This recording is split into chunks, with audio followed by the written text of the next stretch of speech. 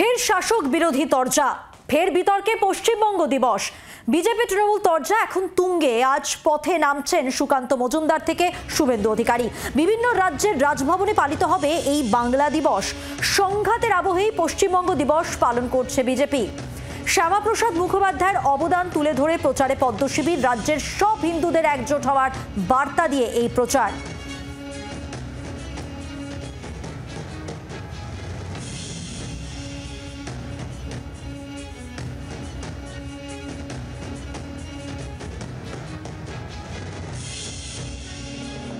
যে কংগ্রেস দলের গর্ব থেকে তিনি জন্ম নিয়েছেন, সেই কংগ্রেসের সমস্ত বিধায়করা 1947 সালের 20 জুন ভোট দিয়েছিলেন প্রস্তাবের পক্ষে। অবস্থানের বিরুদ্ধে থেকেও জ্যোতি বসু, রতনলাল ব্রহ্মণ সেই প্রস্তাবের পক্ষে ভোট দেন। তৃণমূল কংগ্রেস তো বাংলাদেশের পক্ষে, তৃণমূল কংগ্রেস তো জামাতদের পক্ষে, তৃণমূল কংগ্রেস হিন্দু ধর্মকে গান্ধা ধর্ম বলে। তো তারা স্বাভাবিকভাবেই এটা পালন করবে না, এটাই স্বাভাবিক।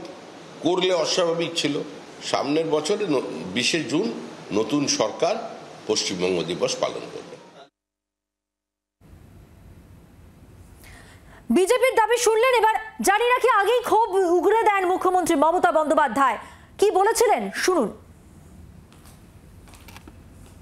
1947 সালের 20 জুন যখন দেশ স্বাধীন হয়নি, একটা আইন পাস হয়েছিল যে বেঙ্গল ইন্ডিয়ার সাথে থাকবে আর বাংলাদেশ পাকিস্তানের সাথে যাবে।